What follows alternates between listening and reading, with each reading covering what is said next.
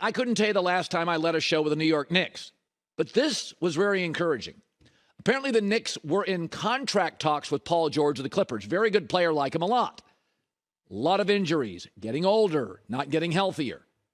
And the Knicks said, we like a lot of this, but the price is too high. We're not going to do it. 10 years ago, it wouldn't have mattered the price. The Knicks would have made that move. 5 years ago, the Knicks probably make that move. I've been told by a source I trust, they're not going to extend Paul George with the Clippers. Too many injuries, not available. Steve Ballmer's not into it, nor should he be. And I like Paul George. But the New York Knicks are really close to being really good. Now they're good. They're not really good. They're good. There's a lot of reasons they're good. Jalen Brunson, point guard, is not only effective and productive, he's got a very nice contract that shrinks next year and the year after. It doesn't go up, it goes down. It's not punitive to the team. Second reason, Julius Randle's a nice complimentary piece. Two-time All-Star, plays hard. Probably a 3, not a 2, but he plays his butt off. You know what you're getting. He's got a style. He leans into it. Number 3 is they have 11 first-round picks in the next 7 years and all sorts of nice movable parts. R.J. Barrett, Josh Hart, Emmanuel Quickley, nice players you can move. A lot of teams would like those players, not super expensive. And the fourth reason is they just won a playoff series. The building's full. People like being associated with the Knicks. It's the first time in a long time they're not a tire fire. The best move is often the one you don't make. You see the Dallas Mavericks taking a swing at Kyrie and then doubling down. Doesn't that feel like panic? You see teams panic. Years ago, the Knicks panicked with Carmelo Anthony.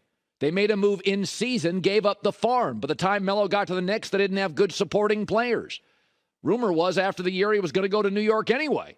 They panicked. Amari Stoudemire, Phoenix, bad knees. Everybody in Phoenix knew it. They panicked. Paul George is a really, really high-end two-way player. I'd love to see him on the Knicks, but the deal's got to be right. You've got momentum. You've got your quarterback. He and Randle are both on workable deals. You've got 11 first-round picks in 7 years. You've got hard-working players with a coach that drives them that you could move in multiple deals. The Knicks are one smart move away from going from good to really good, and 2 smart moves from going from good to really good to potentially great. They're here. Don't go after Dame. He's small, he's expensive, and you've already got a guy that should have his hands on the ball constantly, Jalen Brunson. Don't go after James Harden. Nobody says you're going to. Don't. He's too erratic. You've got young, hardworking, focused players. One smart move away. Don't panic. You panicked with Stoudemire. You panicked with Melo. Paul George is one of my favorite two-way guys in the league. I'd make a deal, but it's got to be right. Don't give away too many picks. Don't give away guys who are supporting rotational players. The price has to be right. He wants an extension. If the Clippers are not going to give him an extension, why should you? Way to go, Knicks. Why not?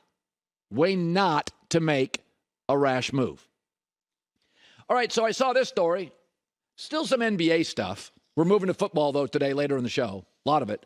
So there's a story about inside the Trail Blazers, Damian Lillard talks. And his agent, reportedly, Aaron Goodwin, has been calling prospective teams and telling them, don't make a move for Dame. He doesn't want to go there. This is according to ESPN. ESPN has been told that Aaron Goodwin, the agent's calling teams. Dame will be unhappy. He only wants to go to Miami. And so, first of all, I'm going to call the bluff. Dame's not going to be a villain. All athletes end up in a new city. They hit baskets. People cheer for them. They want selfies and autographs, and the player feels loved again. But as we've noted, Dame is 2 things, great and has a small trade market. Last 2 years, a smaller player's hurt, a defensive liability, super expensive. And the truth is, as much as I like Dame, there's no proof he makes other players better. He's only averaged over 8 assists a game once in his career. And oh yeah, size is now trending back in the NBA, and he's small. I said a couple days ago, he is the convertible sports car of players. Only works year-round in a couple of places. Miami would be the best. But he's not going to pout. I'd call him on his bluff if I was the Blazers. He doesn't want to be a villain. He's a good guy. He'll score. He'll be championed. He'll be loved anywhere he goes. I'd still move him. But in this situation, there's a sense that the Blazers have no leverage. And Miami may have more, but Miami doesn't have a lot to give Portland. They don't want Tyler Hero, period. They've made it public. They've leaked it. They don't want him. He can be a little disruptive, a little immature, and they got a bunch of young guys. They don't need that in the locker room. They want older, mature guys for their young guys. Totally get it. Super smart. We saw Memphis last year. Kind of young, kind of immature. They went sideways. Who'd they bring in? Marcus Smart, a veteran. So Portland's got no interest in Tyler Hero. Not mature enough. Good player, not mature enough.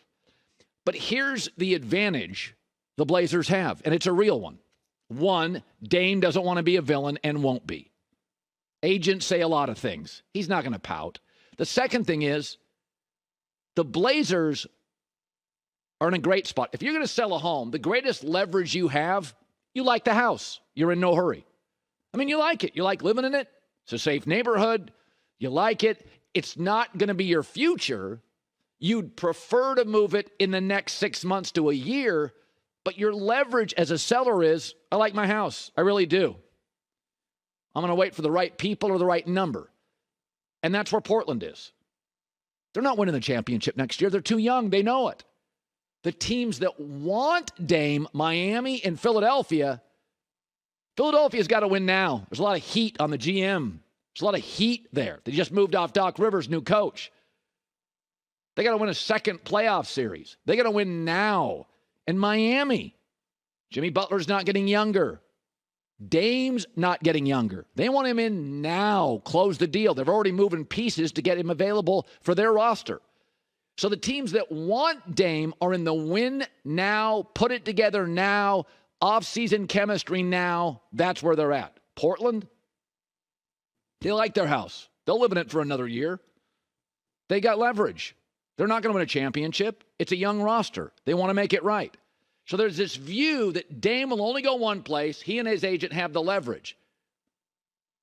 What's the hurry for Portland? No coach's job is on the line. GM's not in trouble.